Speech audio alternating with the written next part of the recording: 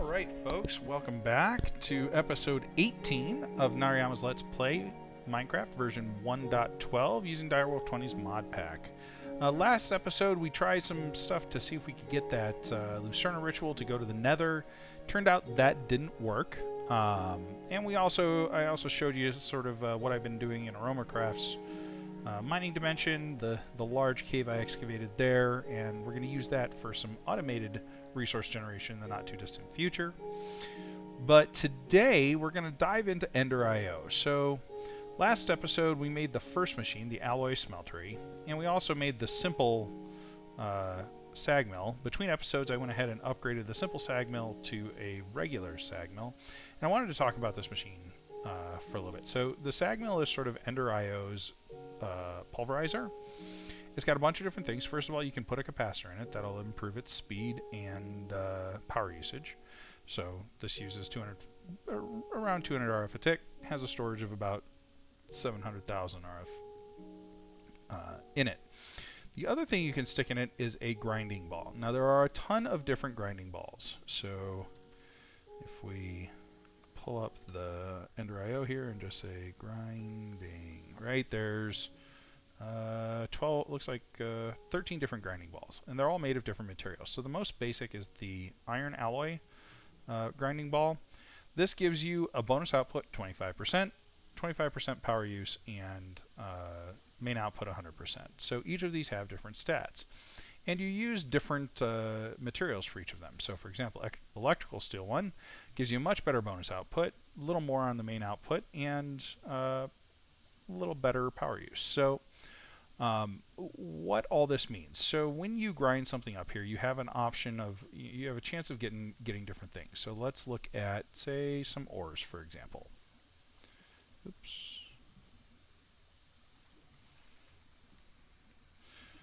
So if we go over here, grab, say, an iron ore out, and look at what we can use this in. One of the machines, so the machines are sort of across the top here, one of the machines we can put this in is a sag mill. And what it's going to tell us are different things. So for example, the main output says it's going to give me 2 pulverized iron. Then it has some bonus outputs, right? Pulverized tin, pulverized nickel. Now notice it says the chance is 10%, but that's modified by the grinding ball. And then also cobblestone, 15% chance. So for example, if the basis chance of this is 10%. If I put this in a sag mill with the electrical steel grinding ball, the bonus output is 165% better. What that means is instead of being 10%, it should be 16.5% to get the additional nickel. Similarly, if I tried a vibrant alloy, I would get 13.5%, right? But the main output would be much higher. So in this case, instead of getting 2 per craft, I would get 3 at least, and possibly 4. Similarly, if I use like an N steel grinding ball, I would almost certainly get 3, but I'd have a 240% bonus output, so I get much more nickel. This is going to make a difference when we use this for things like coal, right? So if we grind up coal, let's look at the sag mill. Oh, no. Okay. Use. No. Here we go.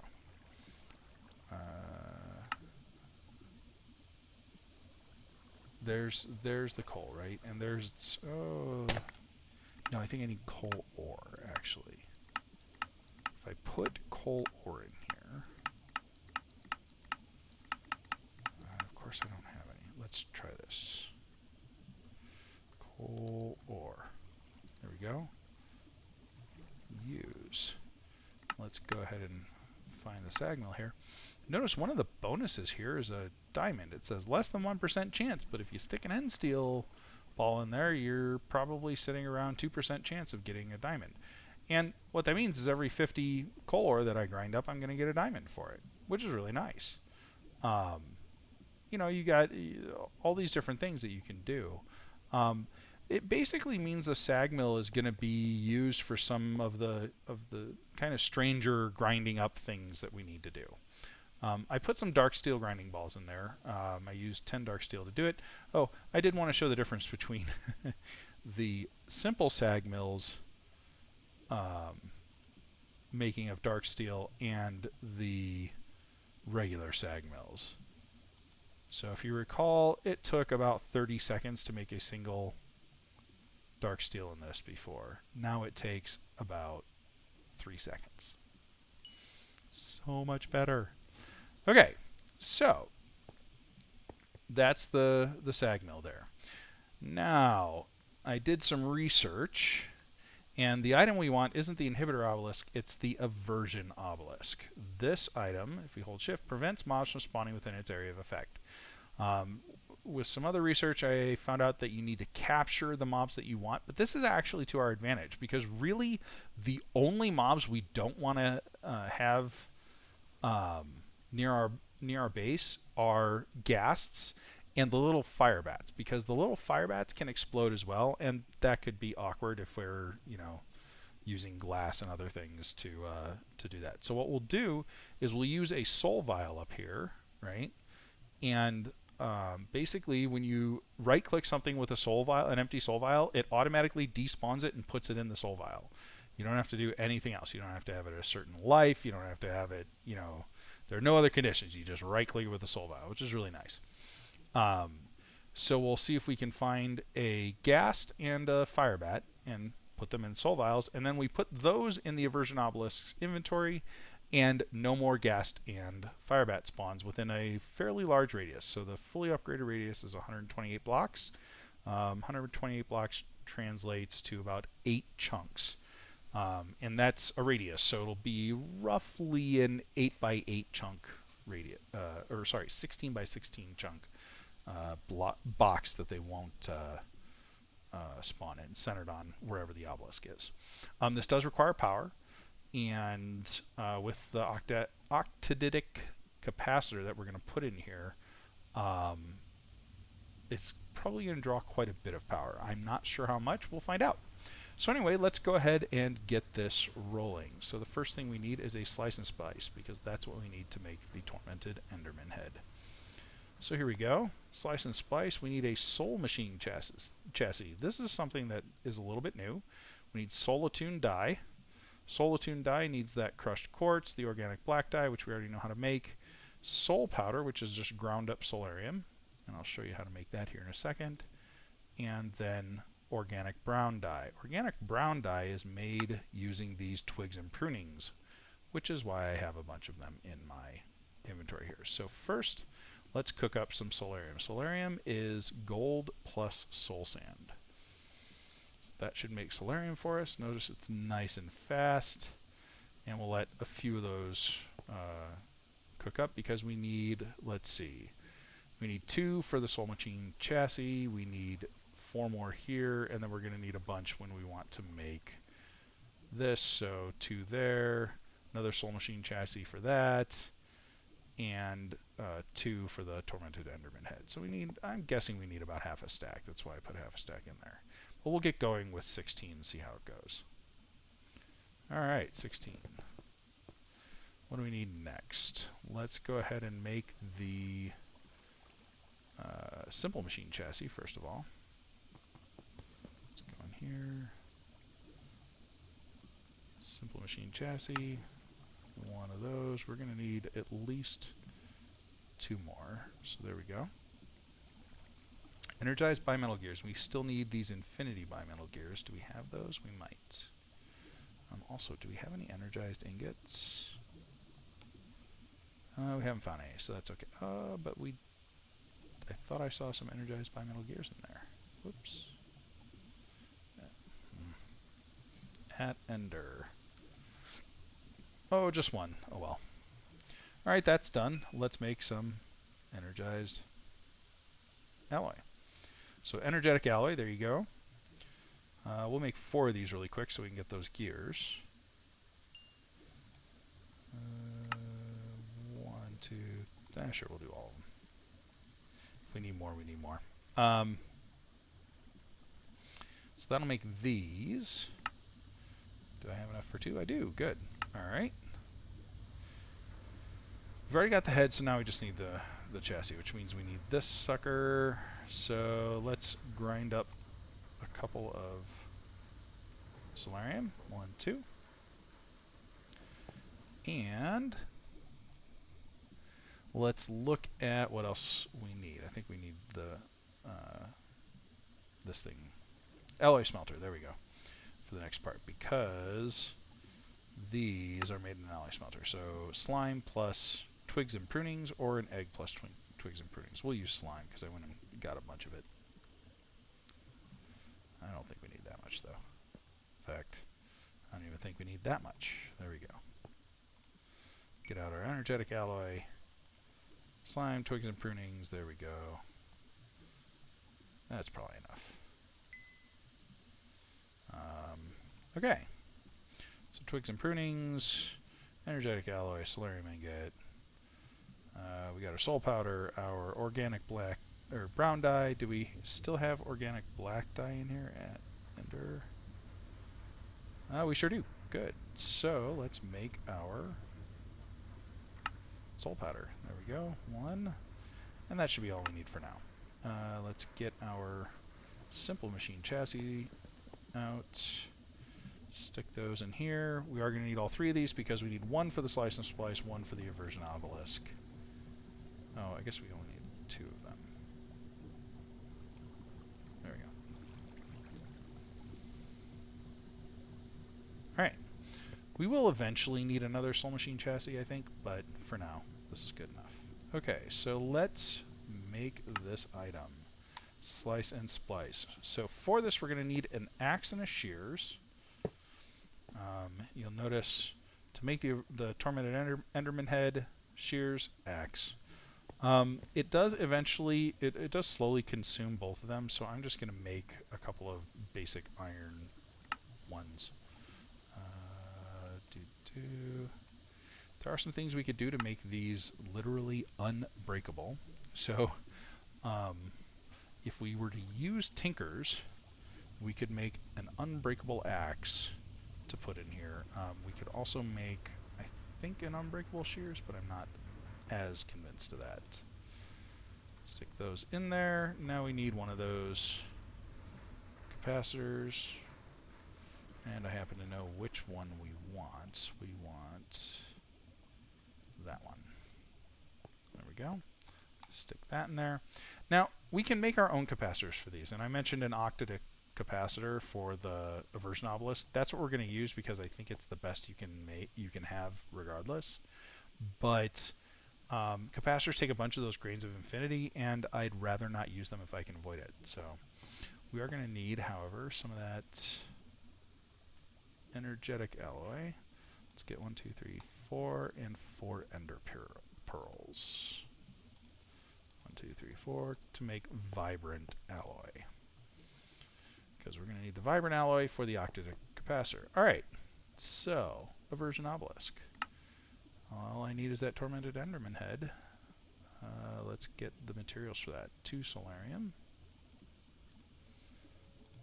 1, 2. I need some bottles of water. If I recall, yeah, bottles of water and then a basic capacitor. Basic capacitor just looks like that. Bottles of water are just glass bottles. And it's really easy. You just click on a water source block to fill them up. So there we go. And an enderman head, which I happen to have quite a few of. Interestingly enough, 22 of them. Pretty cool. Alright, so let's stick those in here. 1, 2, 3, 4, 5, 6. And it starts making this. So we're going to need this for some other things, like a Z-Logic controller, some other interesting items. But for right now, that's all we need. Alright, let's make an Aversion Obelisk. Very cool. Okay, so last thing we need are these soul vials. In order to do that, we need fused quartz. So let's grab some quartz. We're going to want evenly divisible by 3 amount. So there we go. There's our vibing alloys. So we need to make an octadic capacitor. Oct. There we go. And in order to do that, we're going to need double layers. In order to do that, we're going to need basic. So we need 4 of these for 2 double layers. 3. Oh. Ran out of gold nuggets. That's okay. There we go. I think that's 4. Right? Yep, 4. Okay. Then we need 2 double layers, which we already have all the materials for, and 1 octadic. Oh, I do not have any glowstone. Interesting. Let's just do that. And there we go. All right. So to give you an idea of the difference, this is the capacitor of Southern Winds. It's one of the better ones. Max 249 RF per tick.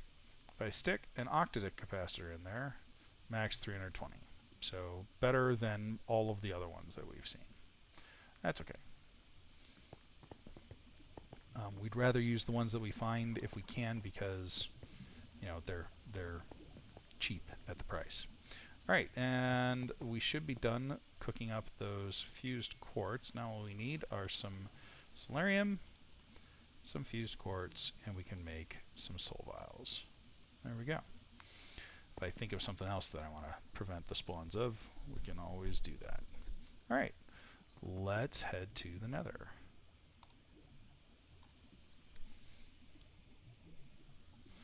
We're doing a good job so far here. All right. How convenient. We hear a ghast already. Where are you? Where are you, Mr. Ghast? I can hear you. All I want to do is capture your soul. That's fine, right? You don't have a problem with that. Where are you?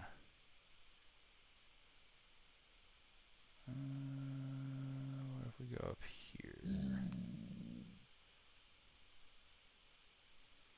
Anything? Doesn't look like it. I don't hear him anymore, so my guess is he's this way.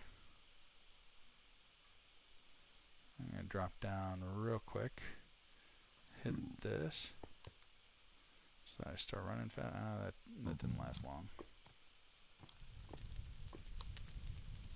There we go. Now I'm flying a little bit faster.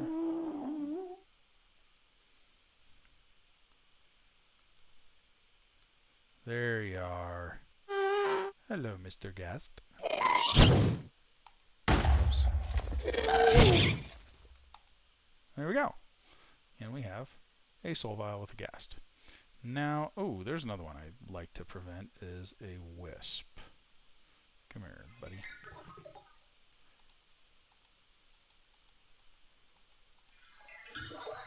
Where'd you go?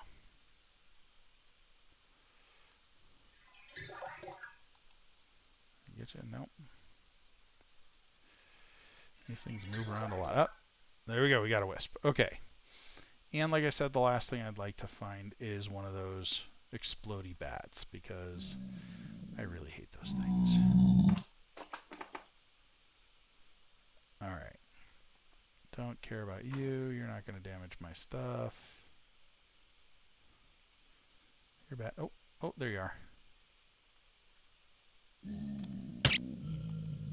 And I got him. Good. So Firebat, Wisp, and Soul Vial Ghast. So let's head back. Just teleport. And now, let's see. Easiest way to do this, I think, would just be to set the Aversion Obelisk on top of that. It needs soul files, and it needs the capacitor. There we go. 720 RF a tick. Boy, we are going to be chewing through coal like it's going out of style. But there we go. And we should aver any further ghast aggression. Where? Okay. One of them spawned before I got that in there.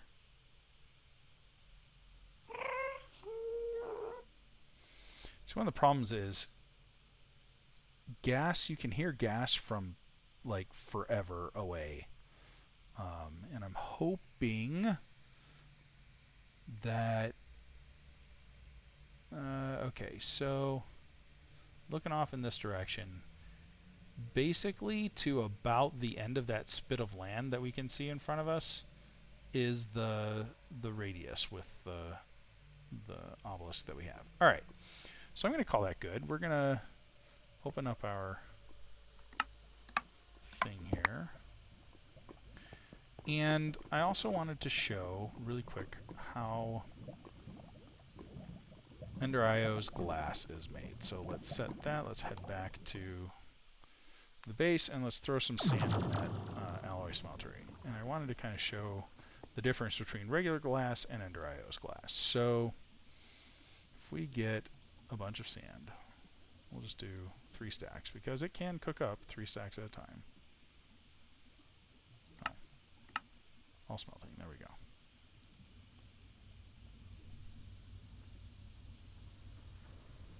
I am a little confused. Let me try something.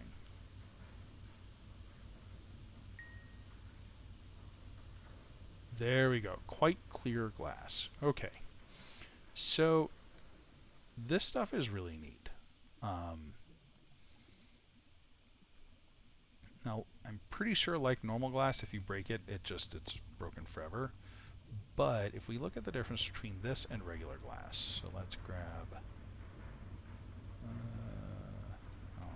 can just cook some more up, evidently. There we go. So we've got, regular glass there, but I'll kind of show side by side, right? 1, 2, 3. Couple things. Not connected texture, so I can see the borders of each of the blocks. What I don't see when I look through this is I don't see the other edges. So notice I see a square of glass here, but I don't see the one that would be here, right? Which is kind of nice. Now let's do quite clear glass. Okay, first thing to notice, connected textures, right? Similar to the other glass, I don't see any of the other edges when I'm looking through it. If I come up here, I see these, right?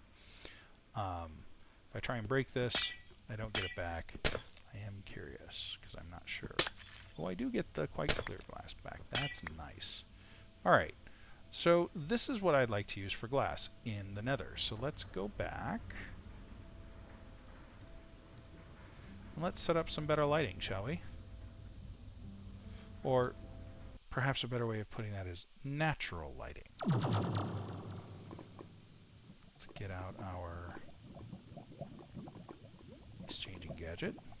Just throw some glass up here.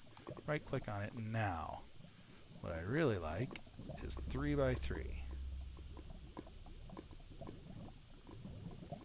Ah. Cool. I don't quite have enough here.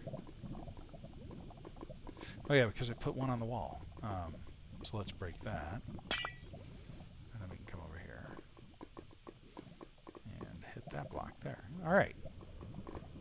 So really nice, very, very clear. Like there's nothing. Yeah, there's no way to tell there's a block there other than the fact that I'm walking on it, right? We can pick these up now. Now, lava is not actually the greatest light source. If we pick all these up and turn on the light level overlay,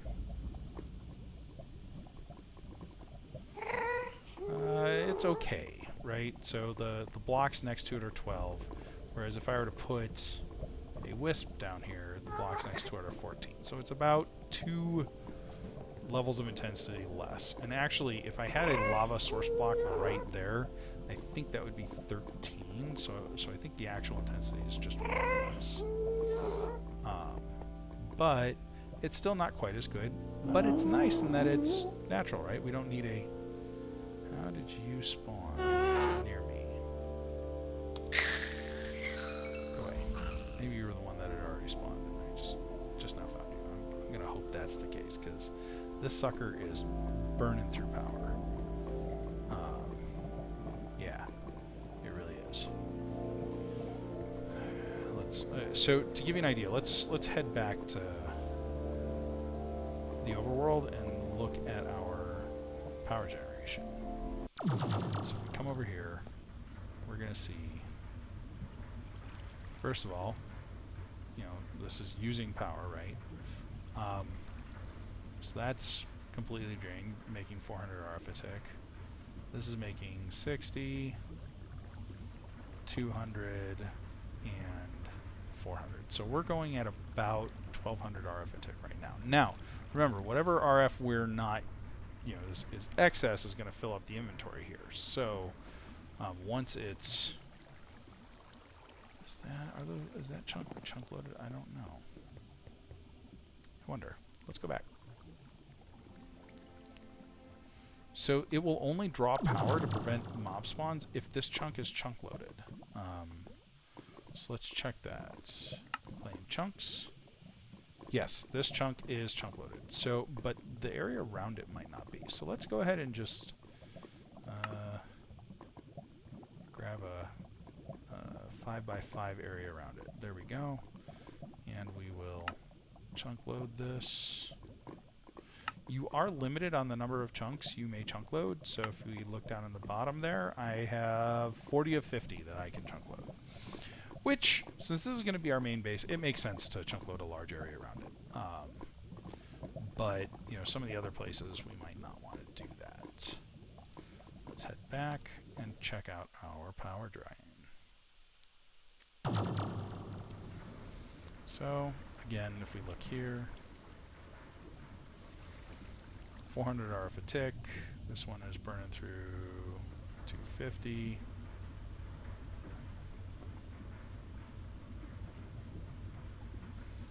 And 400. So that sucker must be really drawing a lot of power. Right now it looks like it's drawing about what I expected, which was around 720. I'm curious. It may actually draw more power when it prevents a mob spawn. Some of the Ender IO machines work that way, where, you know, they have a steady state draw, and then when they do something, they draw considerably more. That's okay. We can upgrade these to the resonant tier, and I was actually thinking about doing that. You know, we're trying to maintain efficiency as opposed to power. So right now we're keeping it at about 1300 RF a tick, which should be enough for our needs. We could increase that. So, you know, when we upgrade these to the resonant tier, we could put a couple of the auxiliary transmission coils in, which would increase the power output. I'm curious now. Let's make a resonant upgrade. I'm curious what the output is just with the resonant upgrade, not with any other augments. So resonant upgrade kit. We have everything except the Lumium gear, which we can make. Heard another crystal break behind us. We're still making quite a bit of liquid starlight, so we're at 350 buckets. I definitely don't think we're going to need to upgrade that anymore. So let's upgrade you to resonant.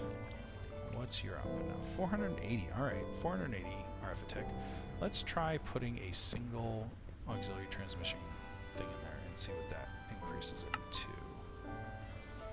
Because if it goes up to 600, which is what I think it might do, that might be worth it. I should say, that might be worth putting one of these in there instead of the higher efficiency.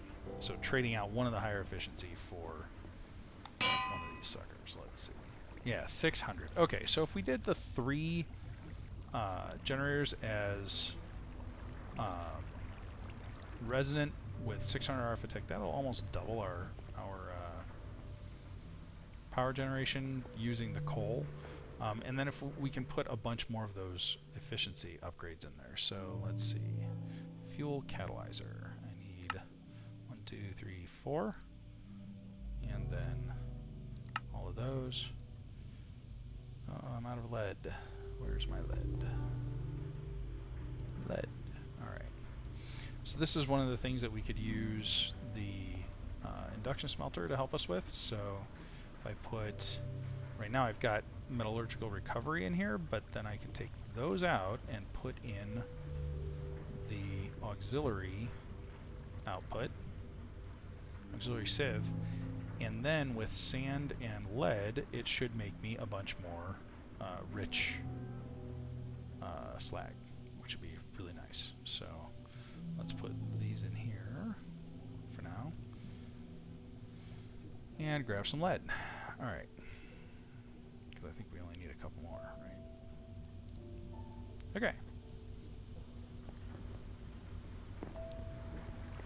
Open that up, stick those in there, and now we have 6 fuel catalyzers, 1 transmission coil, the ignition plugs, and an excitation field under.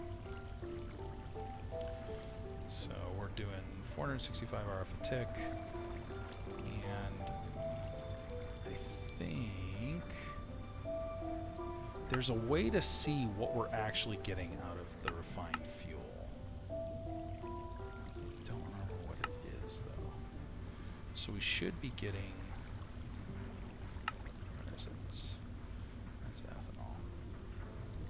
Is it on the first? Yeah, there it is. Okay, we should be getting 1.5 million RF per bucket. But...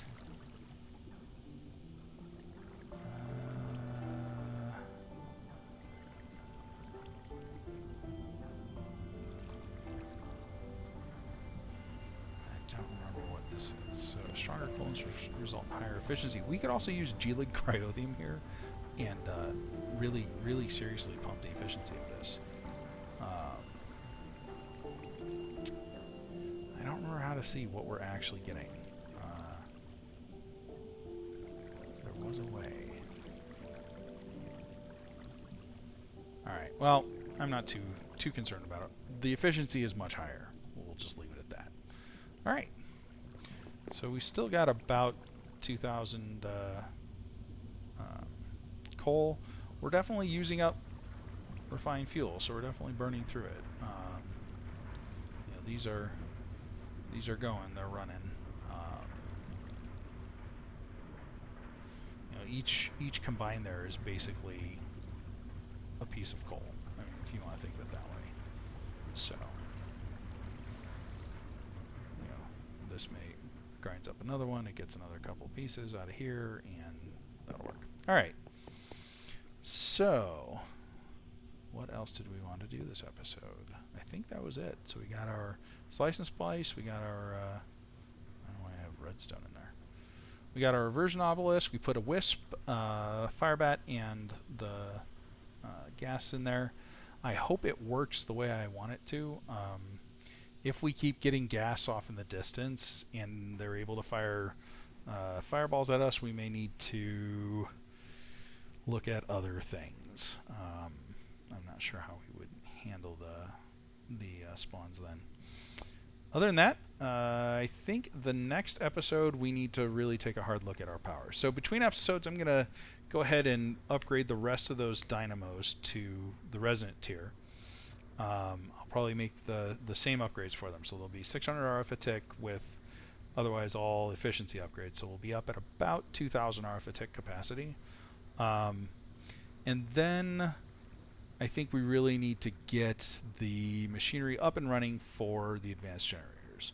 I have decided I'm going to do both the diesel and the advanced generators. I think I'll do the advanced generators for up to about 5 to maybe 10,000 RF a tick, and then we'll do the diesel for another bunch after that.